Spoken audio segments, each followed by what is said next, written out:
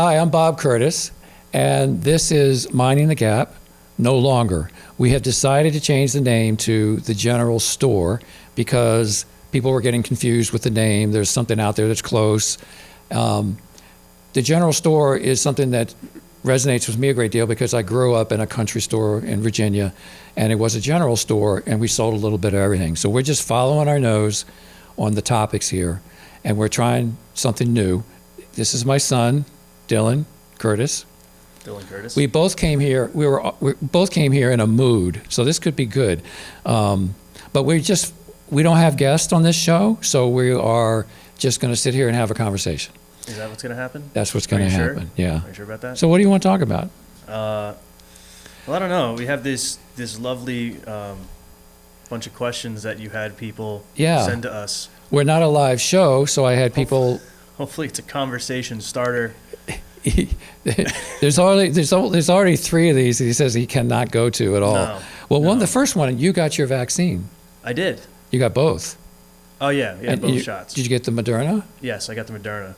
Yeah. So I got both of my shots too, but you got yours like a month before I did. Yeah. I got the second one on Super Bowl Sunday, which was probably not the smartest idea. Right. But which one did you get? Moderna. Yeah, I know. It's funny now. It's like it's like the latest like fashion accessory almost, where everyone's like, oh, which one did you get? Pfizer, yeah. Did you get the Pfizer or the Moderna? Oh my God, are you going to get the AstraZeneca? I don't know. Are you going to get the Johnson & Johnson? I don't know anybody. The efficacy of the Johnson & Johnson's only 70%, but the Moderna is this. Well, yeah. Do you know anybody who got the J&J? No, I don't know if it's been. It's out there. Is it? It's approved yet? It's like the AstraZeneca is the last one to get approved, right? Or is that? Well, they were approved, and then they had a hit, and now the CDC had to go back and redo some tests. Yeah, their trials weren't done properly. Something got a blip, but it's back in action. So, so how did you feel on your first and second shot? Quite differently. So the first one wasn't so bad. I got a headache, like minor headache, for about 2 hours, maybe 3 hours, and I was good to go. The second one, I got it in the morning, and I was like totally cool. I was like waiting for some sort of side effect because everyone's, been having side effects, and even then, like from what I've heard, everyone's like, oh, the Pfizer is a little bit more gentle. I'm like, oh, whatever. They're both kind of the same. But it wasn't until like 2 a.m. I got up and my back was like killing me, and I was like, man, I haven't done a damn thing. Like, why is this is the second hurt? shot. This is the second one. Yeah. How long did it take for that to pop up? Oh yeah, probably 14 hours, I guess, yeah, maybe. That's natural, I think. Yeah, and then it just felt like I did the CrossFit workout of a lifetime for about another 12 hours, and then I was fine the next day. But it was like the joints in my fingers were sore. Wow. And see, this doesn't make me push through that. This doesn't make me feel any better because what I heard or what I've been reading is that people that are younger or have a very robust immune system are going to have a greater reaction. So I didn't have a big reaction. So that's, to me, that says, well, maybe my immune system is not as robust, because when you do have a robust, it kind of comes to the fore very quickly. So the vaccine, I hope everybody, hope it all works out, and we will know. There's a lot we're going to find out in the next 2 or 3 months. So somebody asked the question, our friend Philip says, 20 years from now, how will you guys characterize the pandemic? I'd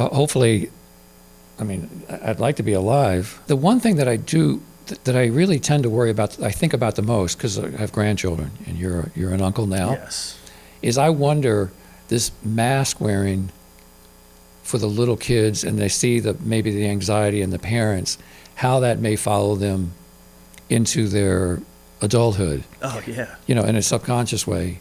And it's just going to be, I don't know. We just don't know. I can assume that, and it depends.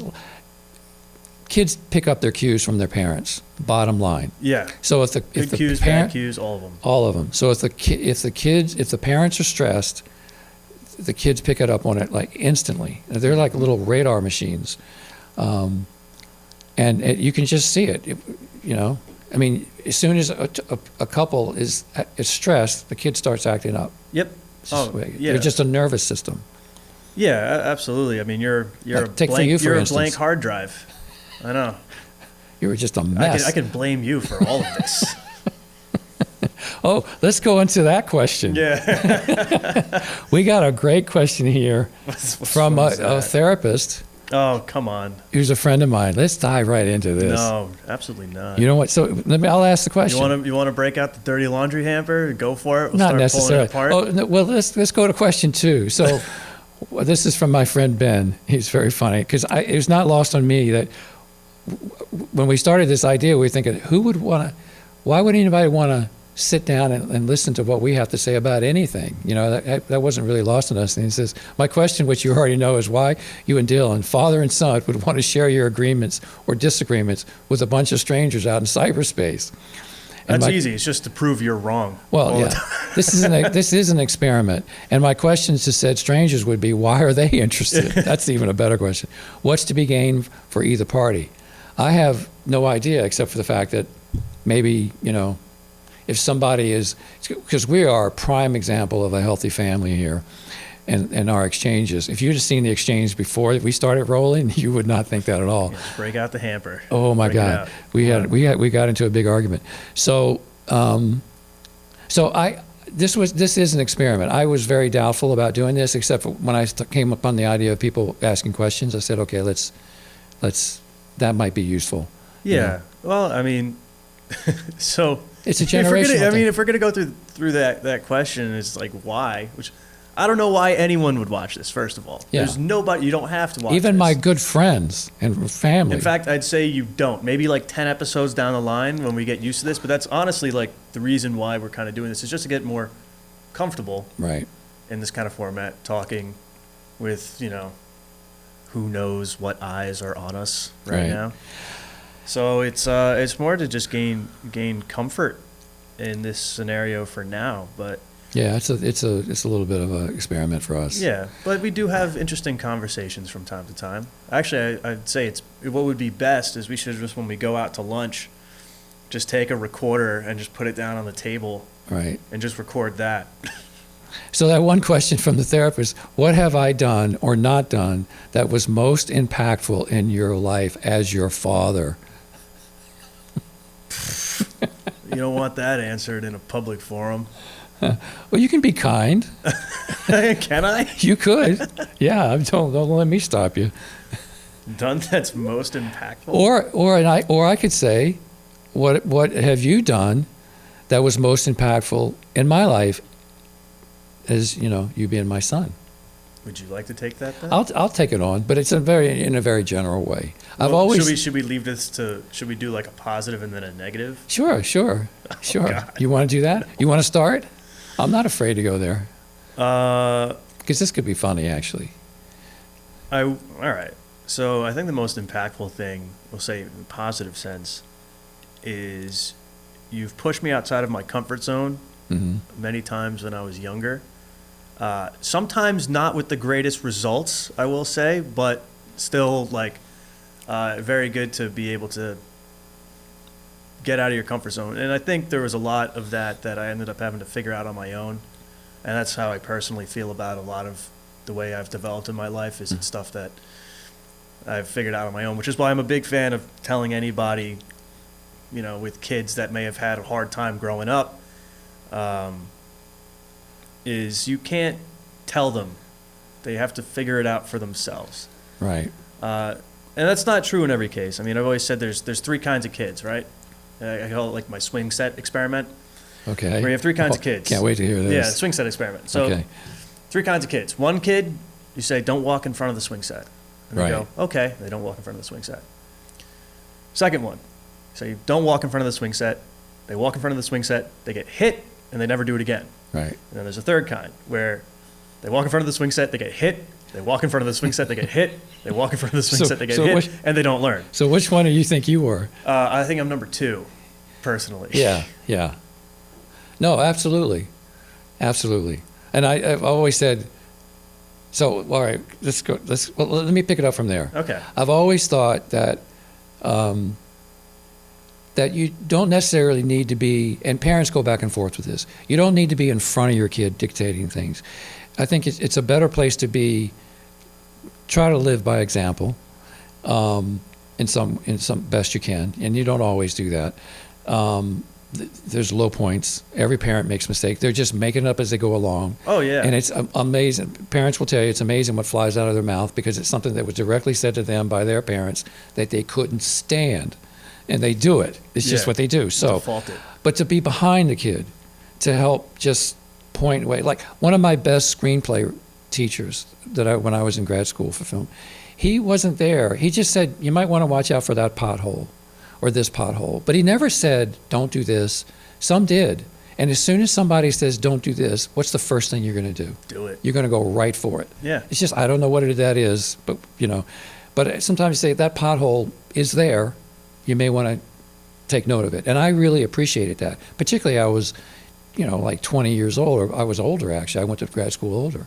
So it was like an adult conversation.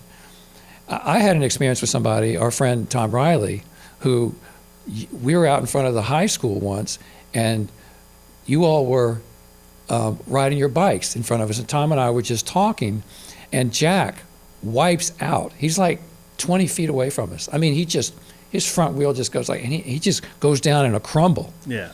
Now, I had to laugh at Tom's response to that versus what my response would have been. If that had happened to you, I would have kind of run over there and say, helped you up, are you okay? Tom stands there, doesn't move. He just looks over and says, you all right? Jack goes, yeah, he's got a tear coming down his eye. He picks himself up, he straightens himself out, and he rides off. And that was it. I said, Tom, that's brilliant. That's brilliant. Because, if it had been something wrong, Tom, his son would have been screaming and Tom would have walked over.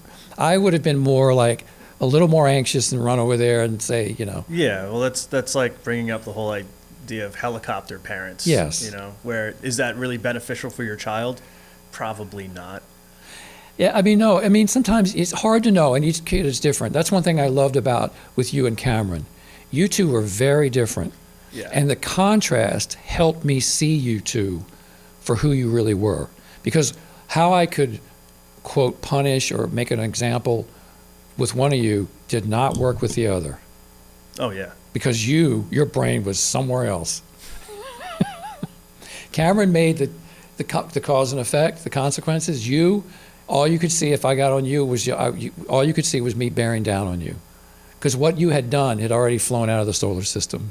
Oh yeah. Until much later. Now you get consequences because of your job and everything else. That's very important. But it was just you were totally different. Your brain was different, and what you were interested in different, and how you took the world in was different. So that contrast helped me see you for individuals. Well, there's also this is a problem you see. You see it more than just parenting. You see it everywhere. You see it in a lot of jobs. And if you ever take a instructor's course in pretty much anything, you have what's called the teachable moment. And the question is always, when does the teachable moment come? Right. And the teachable moment is directly after. It's not 2 months down the line, let's go through this and relearn it. And the same goes for punishment as well, as everyone has that thing where maybe I mouthed off to mom. So you come home 4 hours later and start screaming. That is what is that going to do? All of a sudden I'm in trouble for something I already got in trouble for in the first place. Right. And second of all, it's already gone. And especially way gone for you. Oh, 4 hours to you. Well, kids in general, they're baby goldfish half the time. Yeah. And the memory is short. So all of a sudden what happens is you come down and it's you start bearing down on somebody and they're going, oh, I thought we were past this, and it doesn't stick as well. And that's the same thing with the teachable moment. You make a mistake, the best thing to do is to say hey, you just made this mistake, and you go, oh, okay. Right. But if I let you go down the whole line and say, you screwed everything up because of this 4 hours later after you did all the work, all that's going to do is enrage you. Oh, yeah. No, that's particularly you. Because you could see all you felt was me bearing down on you. Oh, yeah. Even when it was just a few moments after. That was just the way you were made. Until later on, like they say, particularly guys, their frontal lobe doesn't develop until they're 27. No, we're all idiots. Yeah. It's good to hear you say that because, we're on the same page there. So I have no delusions about what I am. Which is so funny when you're saying this because it's so true about how you, try to make an impression or give a punishment is right after. It's the same thing with dogs and horses. Oh, yeah. You know, like if a horse, I grew up with horses. My dad loved horses and stuff.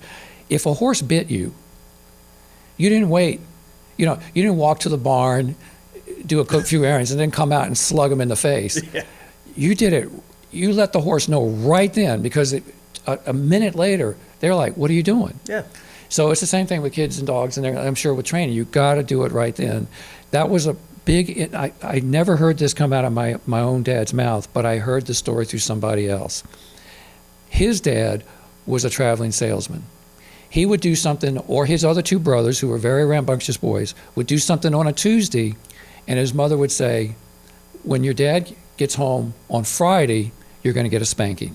Yeah. So the first thing he does, he gets the orders from his wife, and he gets a spanking on Friday. And my dad expressed to this other person how much he resented that, because in his world, you know, and I don't know if it screwed him up now, because my dad was a tough customer, and so was his two brothers. Yeah.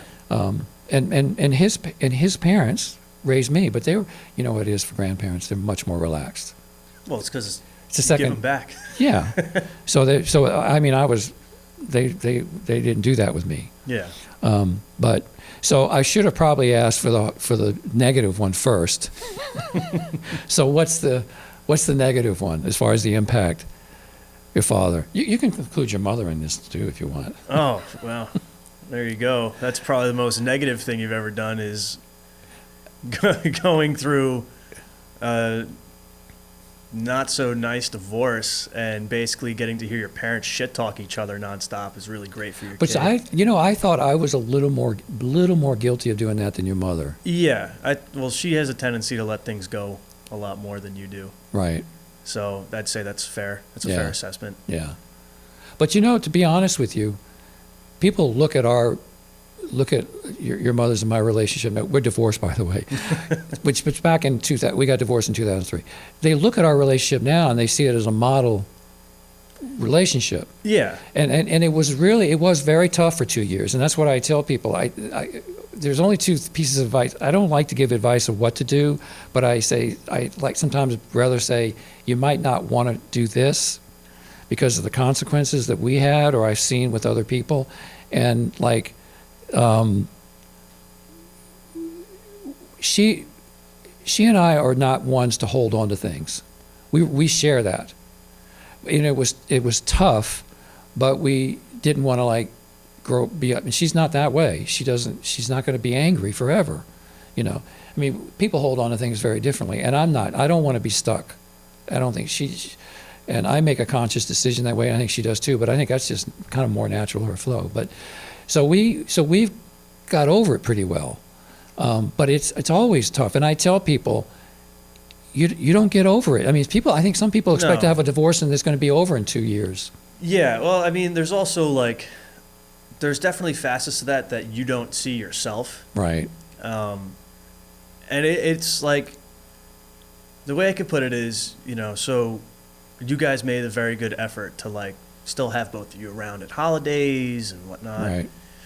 And then what would always happen is you would sit there and make some snide remark that you thought you was being funny, but everyone was just like, it was like cringe. It's just like cringe, and it's just like, stop. Me? You know, like one of those things where it's just like, stop, reset, we're good. And you'd be like, what? I thought I was being, you know, and it's like, dude. Right.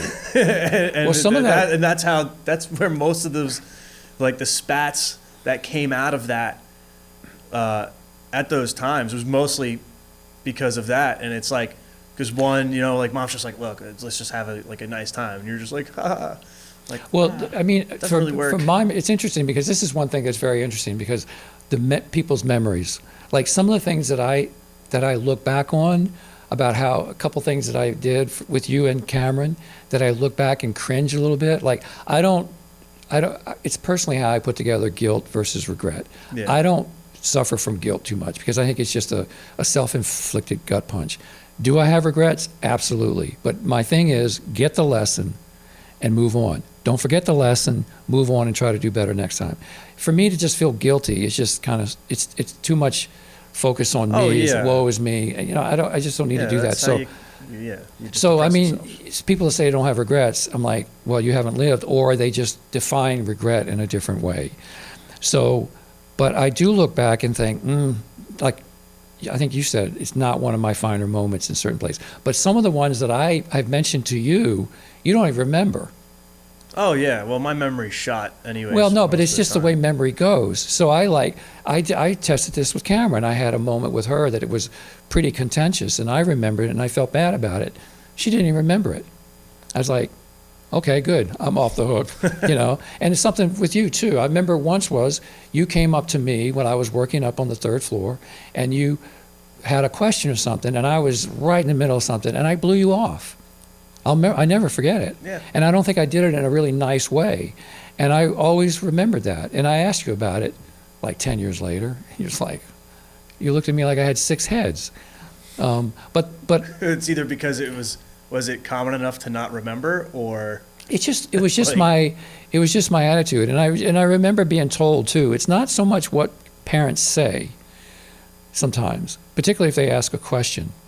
Like if you ask me about, let's say 9/11 happened, and you asked me what happened, and I told you this in a very, oh, it's okay, son, but I'm like, clearly not okay. Yeah. That's what you pick up on, Yeah. you know. And that's one reason I took you down to see 9/11. Oh, yeah. On that bike ride. Yeah. I wanted you to see how people act. They pull together when shit hits the fan. And I still remember that very, very well. And I've always given you credit for doing that. Right. Have you? I never heard that yet. I don't know. I think I made a Facebook post about it once, like 5 years ago. But It's good. See, this podcast is useful. You may not like it, but it's good I know, for of us. course, we're having like a therapy session. And of course, it's on the question from the fucking therapist. Actually, it's pretty good. No. I haven't even answered mine yet. I know, you haven't, or we'll get to that. So that was good for you, though. Yeah, absolutely. Well, you know, it does make, unfortunately, it also makes you realize like how shitty people are right now. Right now. Yeah. Versus then. Versus then. And, you know, it kind of plays into my theory of, would all the bullshit that people complain about, the little things, the first world problems, Right. you know, all these arguments that, I mean, at least to me seem frivolous, to some obviously not. Right. But I'm like, how much of this stuff would matter if you didn't know where your next meal was coming from? Yeah. You know, like, how much of this would matter? Like, you don't see any of this stuff mattering in third world countries. People are trying to survive. Right. You know, survival takes priority. That's what we are. And that's another thing that bothers me about people, is assuming we've just shed 100,000 years of evolution in the last like 30 years. Right. To be like, oh, we're so much higher than our biology, our, you know, mental makeup. We're not. We're animals. And to get to where we think we are as humans, I think is going to take a lot longer than anyone expects. And until then, it's all like theater. So, but on an emotional level, because that's the problem. We're such emotional animals that it's so hard for us to get out of our, this mind, body, and emotions of how you connect those. It's very difficult. You know, like when you're in the eye of the storm, we can behave very badly. Oh, well, yeah. Well, it's not only survival instinct, first of all, but it's, you know, you spend, like I said, like 100,000 years of evolving based on problem solving. Yeah. Your survival. And right now, our lives are pretty damn good. It doesn't, you know, even the people who could be at the lowest of the low are still in a better situation than a human being was in 10,000 years ago. You know, they're not going to be worried about the same things. Right. So what we thrive on as humans is overcoming obstacles, because that's what you've been designed to do. That's Right. how you survive. And because we are animals with a higher intelligence and emotional intelligence, maybe, I wouldn't say for everything, but it's very important that we're always overcoming something. And the problem is when there's nothing to overcome, you start creating things to overcome. Well, And I think it's all relative. It plays in. It is all relative. But you have to remind yourself it's relative. Or, you know, remind yourself it's relative, or you have to set yourself small personal goals. Right. Because overcoming those goals are going to help you feel better than anything. And, Right. and that's, that's absolute truth. Well, we get stuck. We thrive on success. Right. We get stuck. I mean, but it's important too.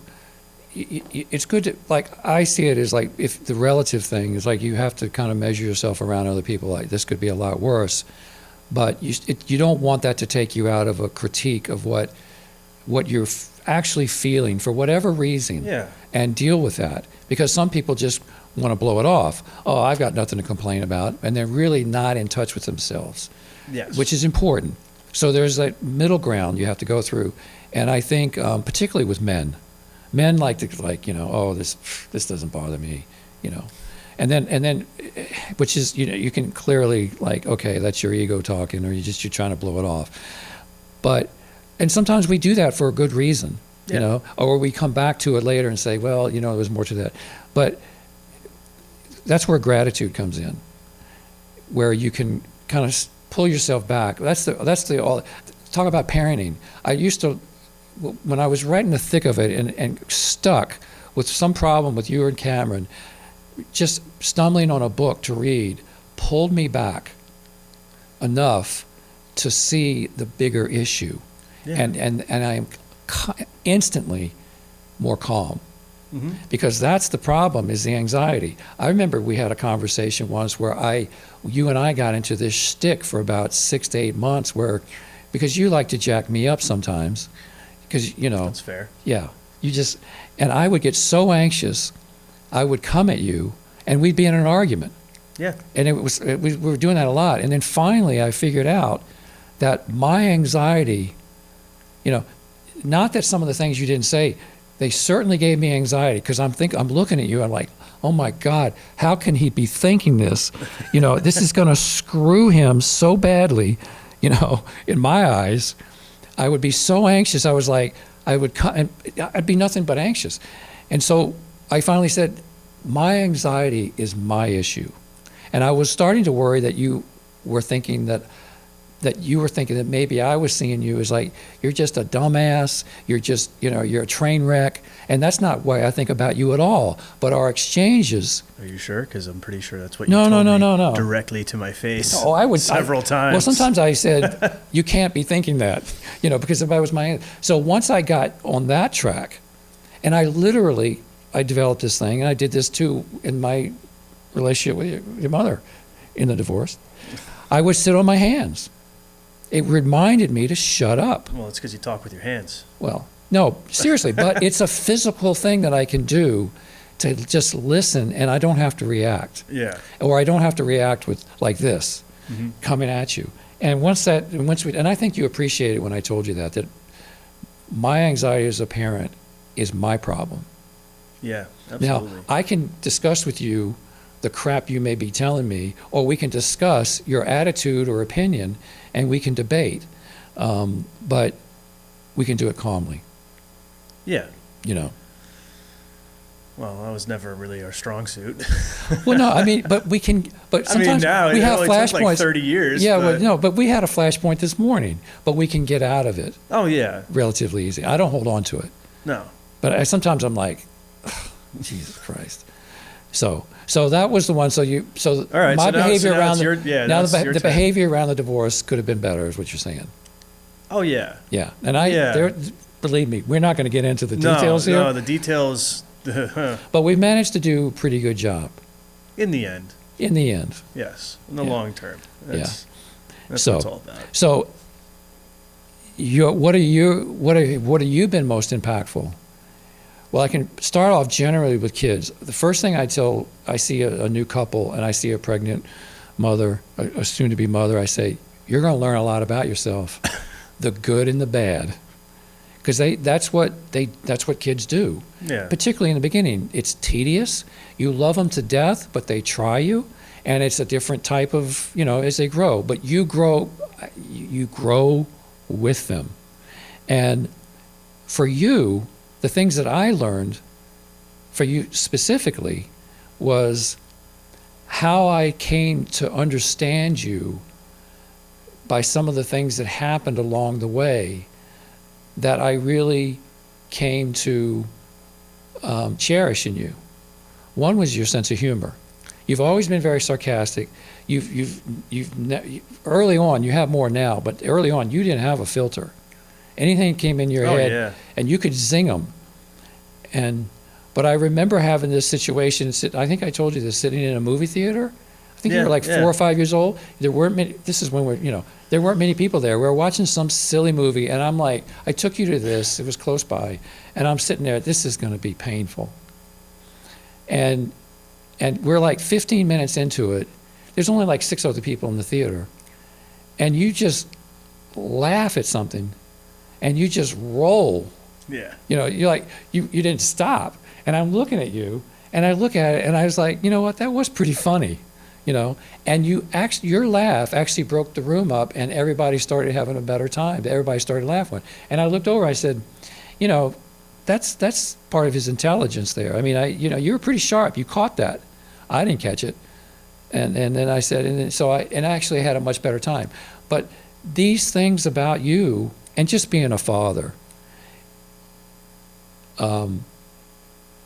puts a different spin. You go back to how you were raised. If you're at least thoughtful at all, you go back and say how things worked with me and how you don't want to do things, and you end up stumbling. Mm-hmm. But it's such a path to growth. And you sometimes wonder. Sometimes I wondered, like, we didn't give you all any kind of really religious experience, or I don't know, being a altar boy or whatever. Yeah, I mean, we didn't really, your mother's Jewish. I grew up as Protestant. It wasn't that important to both of them. I think a spiritual life is important to people, or at least they come to terms with the concept of God. Like, what does God mean to you? Do you believe it? You don't? How does it play in your life? I think that's a good thing to come out. I don't even think I put it out in front of you that way. No, well, I'll disagree with you. And it's very easy to do this because this is like mark the time and date in the ship's log kind of stuff. Is when Cameron and I were young, you used to make us go to church every Sunday. Right. Granted, it was right down the block, so it was convenient enough. Yeah. You didn't have to dress up. Yeah, did Sunday school, easy the whole nine. But I remember it came to a point where like we just didn't want to go anymore. Right. And you were very insistent on it, and I will assume that in this case, Mom was the one who was like, if they don't want to go, they don't want to go. Right. And it was like a series of months where it just turned into like, we're not doing this anymore. And eventually you relented on it and we stopped going. Right. Because we didn't want to. But so I'll say it wasn't that you didn't try to put like a religious or spiritual standard onto us. It was, you tried. Well, you know what? And it didn't take. Well, you know what? No, here's the thing. I didn't want you, and this was up to your mother as well. If the Jewish faith was important to her, it was much more important to her as a family cultural thing. Yeah, well, if so she wanted still you celebrated to, like the high holidays and whatnot. Yeah, and we did Christmas and Easter. If she wanted you to go to a synagogue, that would have been completely fine with me. This was easy, and because Philip, it was a great children's service. I knew from the beginning I didn't want you to not know what the inside of a church looked like in case you ever wanted to go back as an adult. I didn't want it to be this foreign experience. But I've always seen this as an adult decision. If you're Catholic, if you grew up Catholic, I don't know, you grew up Catholic, but that doesn't mean your blood, you got Catholic blood. It's just weird. So it's your decision. Some may disagree with you. Well, I know, but it's like I find it as an adult decision, and it's based on faith and your spirit and how you want to put things together. I didn't want you to see it as a foreign place, and you had a lot of fun. He was singing, Linda, she was the token Jew. She was up there singing songs with Philip, playing the guitar like the singing nun or something, and it was just a very light. And Cameron, I said, do you want to go through confirmation? This is an Episcopal church. And she said, no. I think she went to one class. And she said, no. And I said, okay, well, you don't have to go. And I asked Philip about it. So it was fine. And I'm still interested, to be honest with you. This conversation we never really had about how you put the world together as far as God or spiritual. Like I tend to kind of follow a Buddhist track in some ways. I'm not a good meditator, but I kind of got into that, which was good for me. Yeah. That's good for anybody. Which a lot of people don't even see as a religion. But anyway, so the negative. Where do you start? I don't. A long list. I'm always a little shocked sometimes. I hear people complaining about their kids a lot because they just get on their nerves. And I always said, it's a good thing they're cute because a lot of them would go straight into the oven. I mean, seriously, because they try you. It's when they're little, they're just, you can't, I can understand how mothers have them on them all day long, and then the fathers come home and they want to be away from their job. They just want to sit and watch TV. The mothers just want to get them off of them. Yeah. It's not easy. And then, but look at all the families that had 10 kids.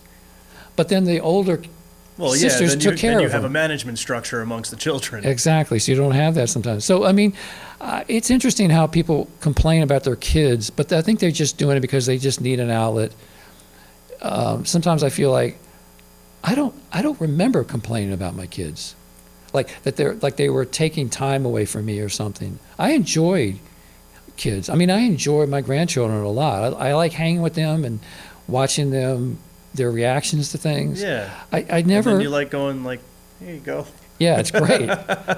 Bye, I'm done. Yeah, see you later. Anyway, so we've probably talked this to death, but because you and I are very different in some ways. Yeah. That's fair. And so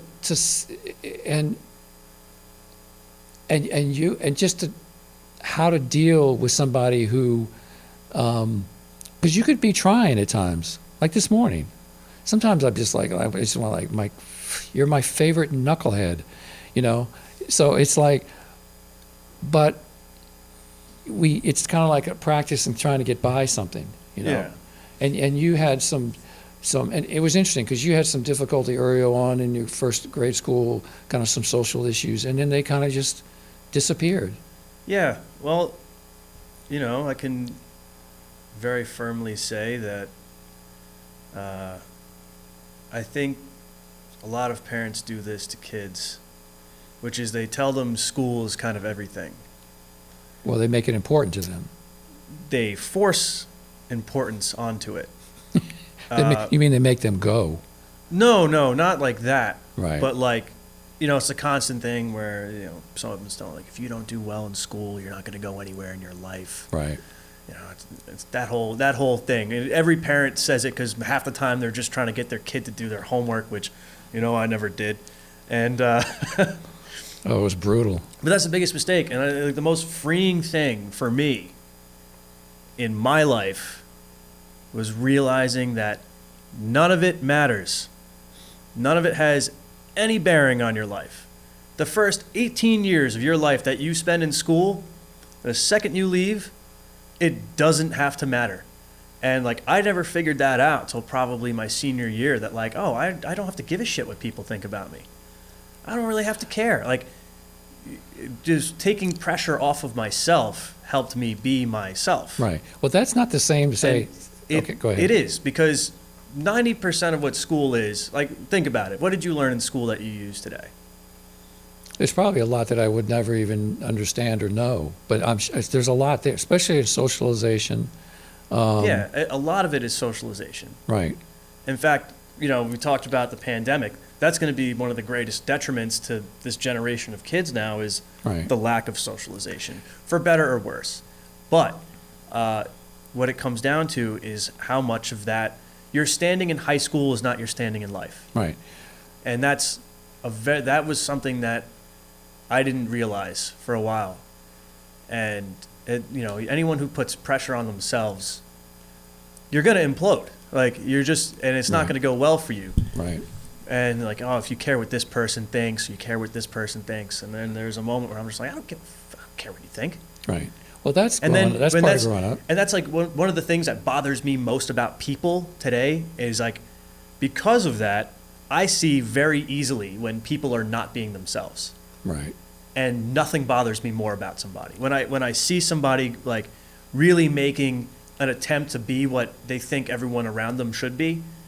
I'm like, no, that's awful. Like, Are you talking about just their general makeup, or just their opinions, or just it could across be, the board? it could be any aspect of it, Right. you know. And Well, I'm just like, sometimes- no, like, be yourself. Like, if you don't agree with this, say like, I don't agree with this. If you don't want to do this, say I don't want to do that. Like, Right. instead of just, you know, you see that like pressure of trying to be something they're not, or being something that someone else thinks they should be, or what they think is expected of them. Right. You see it like crushes them in a way, and I'm just like, no, man.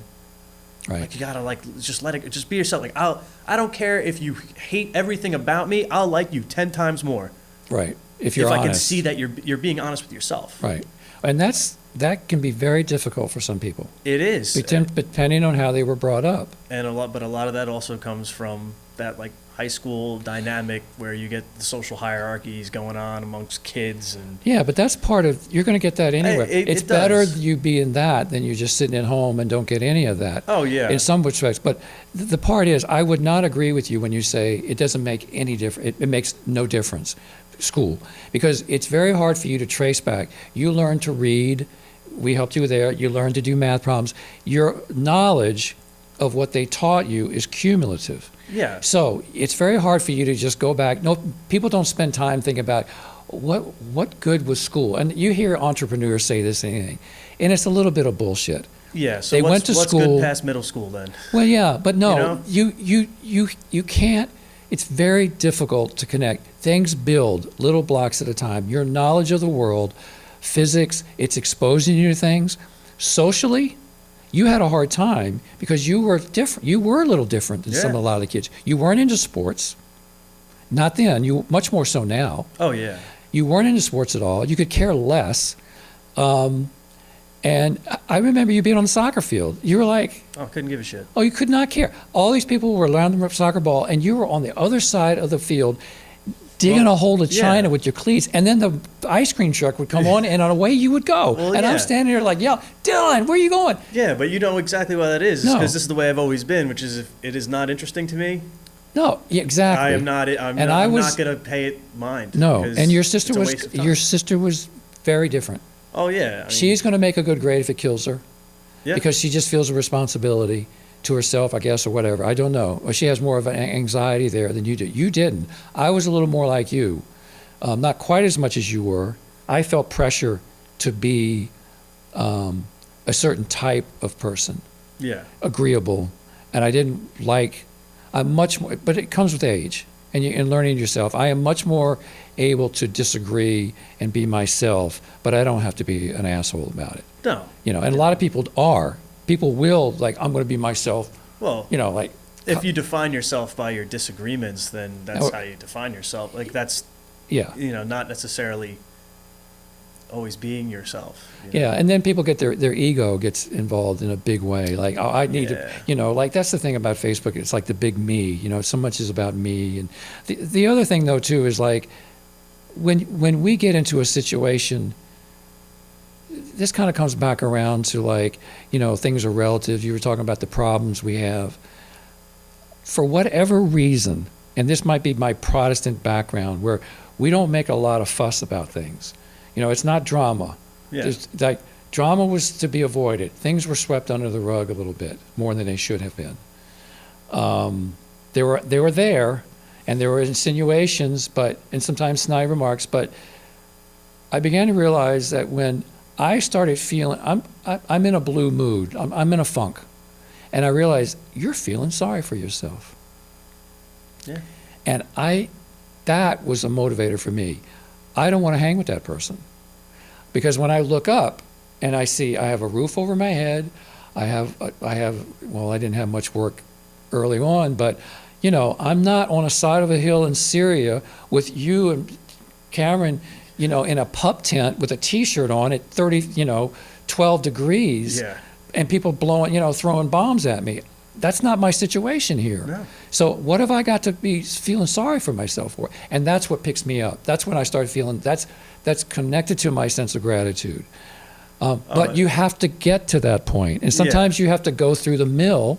You just have to. Well, it's like You have to go through the gauntlet. one of the one of the easiest things I say when I'm like, you know how good you have it? Like, do you know how good you have it? You poop into water that's clean enough to drink that people in other countries are walking miles to get water that's dirtier than the water you just defecated in. I know. Like, yeah, it's so true. You crap into drinkable water, potable water. Like, right. That's how good you have it. Right. It's it is. insane. And as long as you bring that up, it's good you can bring that up to people. Yeah. As long as you don't accuse them of being a schmuck for feeling that they're in this place where they're just feeling sorry for themselves, or they're like so aggravated. It's interesting too when you watch your children grow up, you realize that they have different nervous systems. Now, I do think a lot of the stuff that there are things about you that I saw very early on when you were 1 year old. Same with Cameron, and you have brought it. It's just it plays out differently. You're much more mature, but some of those initial impulses are exactly the same, and it's hard. Nature versus nurture, which has always been fascinating to me. But yeah, I can only say, and this is you should. The tapes. I hope the tape is rolling. This is a plug for you. You and Cameron have been such a benefit to me in growth and just to learn what love is, then I can't imagine a bigger lesson, except for maybe being in a relation. When you're in a relationship with somebody you love, that's a huge growing moment and a learning moment too. But and you two do it differently. You and Cameron do it differently. Yeah. Because I have to be. It's like the mask people. we wear. Like Deepak Chopra says, I talk to my wife or my partner, and I put on the mask of a husband. I talk to my children. I put on the mask of a father. I go to work and I put on the mask of an employee.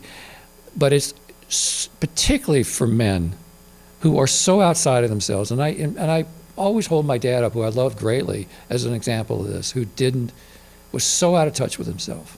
Yeah. And he had so much good qualities to be in touch with, but he would just blow his foot off all the time. And you need to be, like I say, know who you are, and that's really important. So I think we've killed this. So, but that was an interesting question. Thank you, Deanna, for that question. Now, where do you want to go to? Let's talk about guns. Oh God. Yeah. Let's get to the easy stuff. Oh. Well, we got. So what else we want to talk about? How are we on time right now? Civic response. No, we got about 10 minutes here.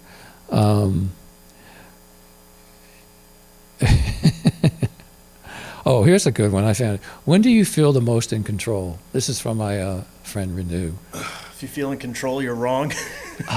This is tough. When do you feel the most in control? I don't know. When do you feel the most in control? It's very hard.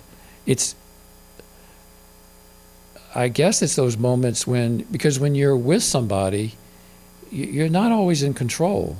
No, you're not. No, when you're most in control is when you're alone. When you're alone. Yeah.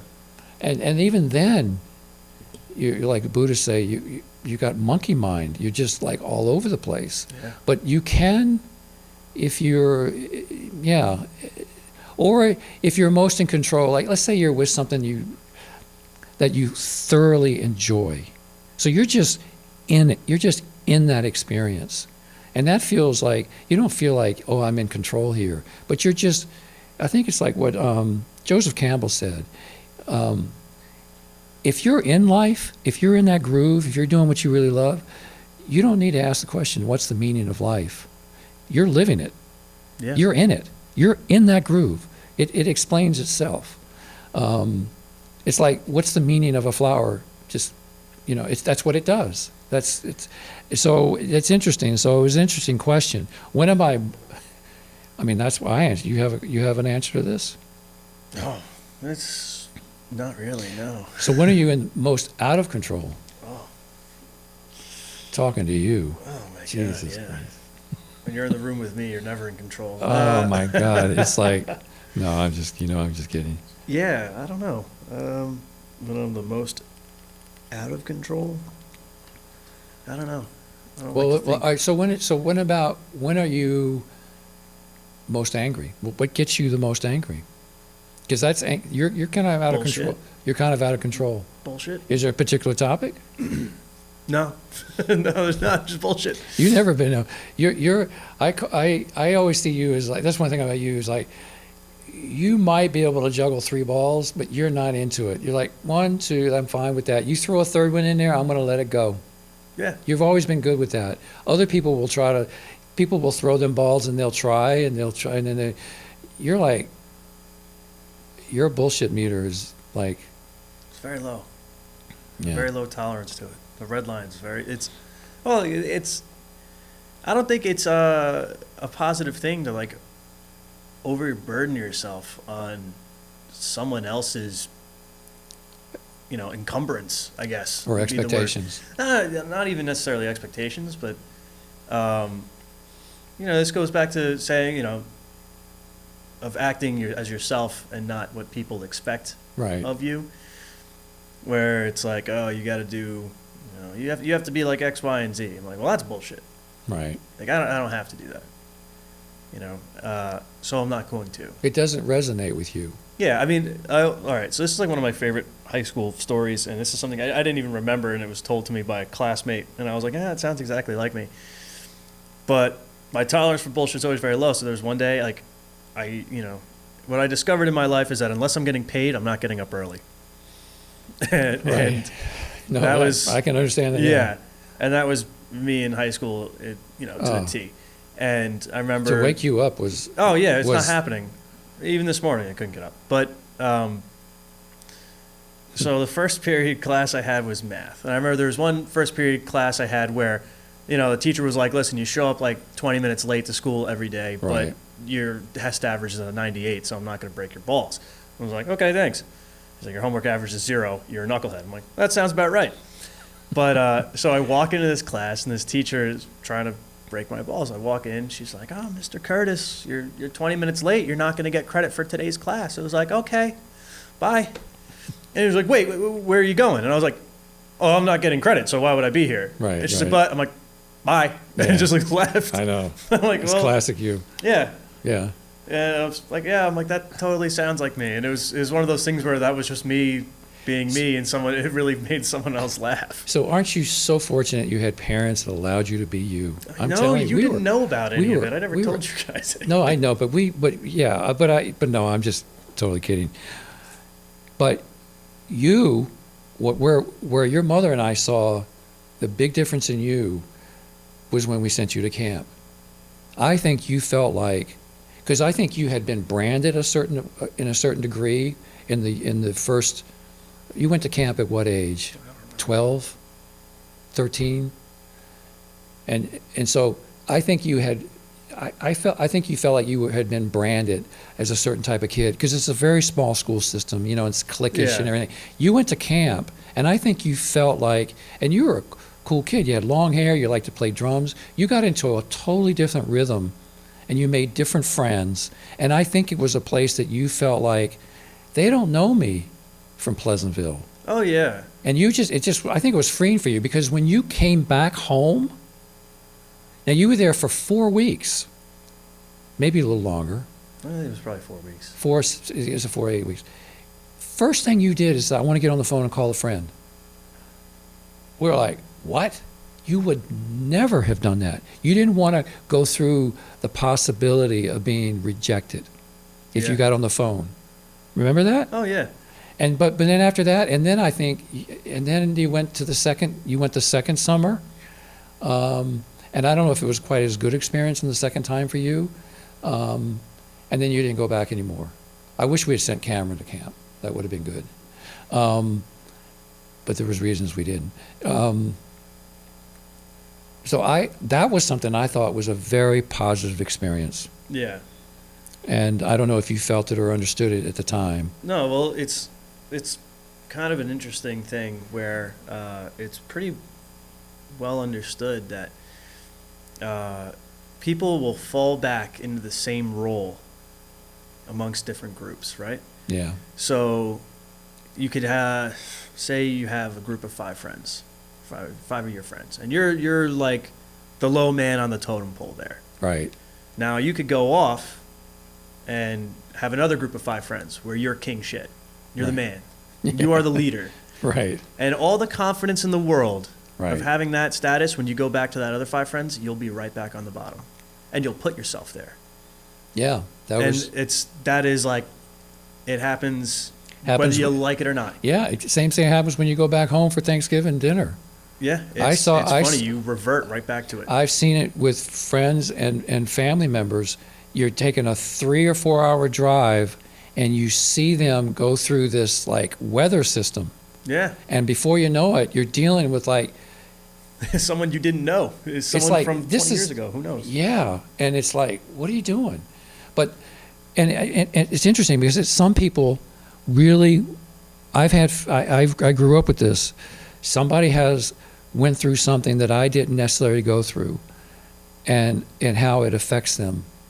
And they didn't feel the wherewithal or the agency, if you want to call it, to really be themselves, Yeah. you know, because it was constantly put on them that you're a screw up. They were constantly made to feel bad. They were just dodging bullets all the time. You don't have the freedom or to like, I want to follow this, you know. And but sometimes we still do, you know. Yeah. Like my sister locked herself up in her room and learned how to play guitar. And that's what she does now. And she's great at it. You know, she has a real talent for it. Yeah. Well, it's funny. There's like a good example of it. There's a movie. It's like bothering me. I can't remember the name of it. It's a Ryan Reynolds movie, and the whole thing is like when he was in high school, he was like a fat nerd, Right. and he leaves town, and he's like, "I'm never coming back here. I hate everybody," and he goes off, and he's like extremely successful, gets every girl, like totally emotionally unavailable, like the Right. cool guy, and he comes back to town for Christmas, and he goes like right back to being that fat nerd.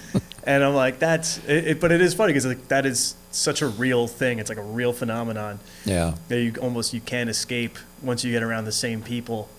You can't escape like who you were, and so it takes a lot to be able to not be like that. You know, when I first came to New York City, now I grew up, you know, I was a suburban kid, and then I was in the country, and then I kind of, you know, I've seen a lot. I went to college back to Richmond, and I had some great experiences, and then I came to New York City.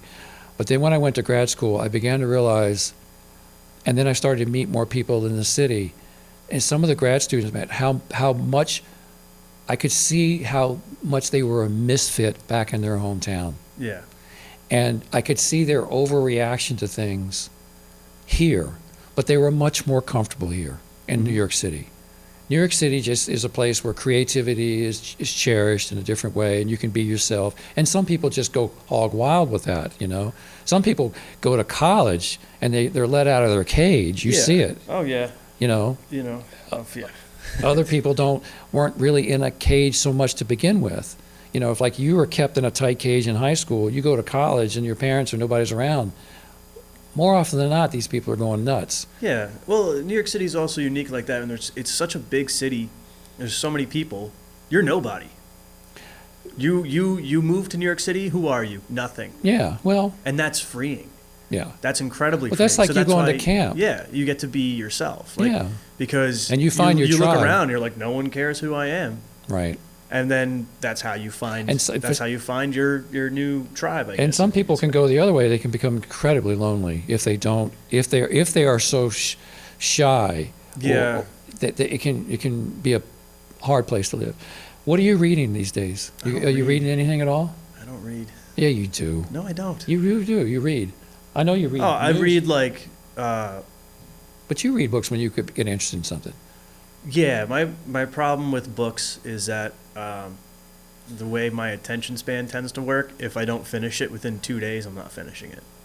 So it's got to be slim. No, not necessarily. I just got to have the time to do it. Because I'll pick up a book and And you'll just lose interest. I'll read it straight through, and then the second it's like I haven't read it for a day or 2 days, I'm not reading it. It's And just not going to happen. You just lose interest. There's every book on my bookshelf, not every book, but a fair amount of them have bookmarks in them still, because Yeah. I just never picked them back up. Right. Are you a fast reader? Yeah, generally. I'm not a fast reader. I've been reading on this book for over 2 months. Yeah, So- I'd have that done in about 2 days if I really went for it. No, I don't. But I only read like 5 or 6 pages at a time, and because I read 4 or 5 books at a time. So this was a good book. Gordon S. Wood, Friends Divided by the friendship between John Adams and Thomas Jefferson, which is a great book to read right now because things were tough back then. Yeah. That's when the two-party system started. And Jefferson and Adams were in the...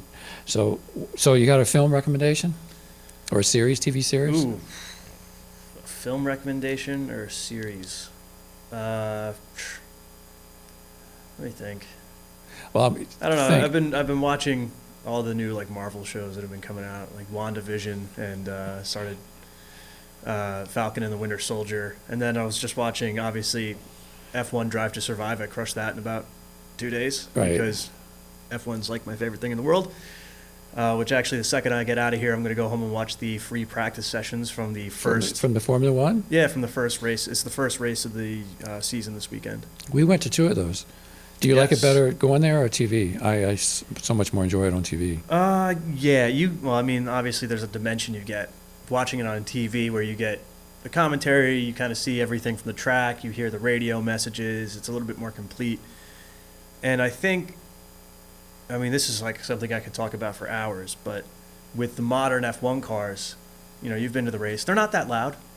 You know, like there's no visceral experience of it. Like that's why you used to go. I mean, my friend went to one. He went to one in the race in Spain back in the 8-cylinder era, and he's like, you heard these things for miles. Yeah. You know, you could hear them all the way on the other side of the track. Now you hardly hear them unless you're right next to them. And I don't. It's not a great sound. It's a whiny. It's vacuum cleaner. And that's like that's been one of the most consistent and biggest complaints from fans is like the way they have these power units. They're not even called engines; they're power units. Right. Because they're hybrids. They just don't make any noise. Yeah. And it's a shame. Like if you want a real visceral experience in racing, Top Fuel Dragster. Yeah. By a long shot, because that thing. First of all, if you're not wearing ear protection, you will be finding a way to find ear protection. And that car, as it goes past you, it gets like 200 feet past you, and it's like you got punched in the chest. Yeah. You know, it's like, and that's kind of what makes it a more fun spectator sport. Yeah. You just don't get the commentary and the engineering in those cars is amazing. It's good to hear the experts talk about it while they're racing. Yeah, it's absolutely. It's a much better experience. Have you seen the new Corvette? Hell yeah. Beautiful car. Whoa, they completely it's like doesn't look like a Corvette. This is, you know, obviously Corvette's a classic car, but Not, what they've done with it is like it's incredible. They've made a true competitor in the modern sports car market. You know, mid-engine. One of the biggest complaints about Corvettes forever is the interiors sucked. Yeah, well, the ride was hard. Well, that's any standard sports car is going to be a tough ride. This probably has a better ride. It probably does. I think it has a magnetic suspension, but. Yeah, just like the way the whole thing feels, the inside, the comfort of it. And it's kind of like finally realizing the power of that classic Chevrolet, right? You know, LT or LS platform engine. Yeah, now you're getting in the weeds here. Yeah, but you know, putting it in a mid-engine setup is just. Oh, it totally transforms the car. I have one, and we're going to close out here. I have one, because I ran into it again. It was a film that I was impressed with a lot, with Ryan Reynolds. Not Ryan Reynolds. It was Lars and the Real Girl. Oh, yeah, that's Ryan Gosling. Ryan Gosling. Yeah. There I go with names. That's a pretty good movie, yeah. It's really interesting. And I've always thought it was it's a little bit of a fable part about it, about how I've always thought it was a great film to show to high school students. Because especially now in the social media, how people gang up in the cancel culture and people gang up on each other, how the community, he has a real issue that people can make fun of very easily, but the community comes around him. Now, you don't really see any younger people in that movie. No. You know, everybody's his age or older. But it's incredible how they embrace him because they love him. I just think it's a great movie. Yeah. It's been a while since I've seen it. So I ran into it again. I realized how much. And his performance in that, Emily Mortimer and some of the others, it was great. I just love watching it. Anyway, so that's it. our podcast is the general store. I don't know if you had any interest in this at all whatsoever. We had a lot more questions. Maybe we'll get to those some other. One of them I thought was one I wanted from my friend Doug. Save it for the show. What does the word patriotism mean for you? That's an easier question to say what you think it isn't, I think, than to say what it is for some reason. Like I said, we'll save we'll save that. All right, listen, hope you got something out of this. If not, you can turn it off. That's the thing about media. You know I'm going to turn it off. Okay, take care, and we'll see you on the next one.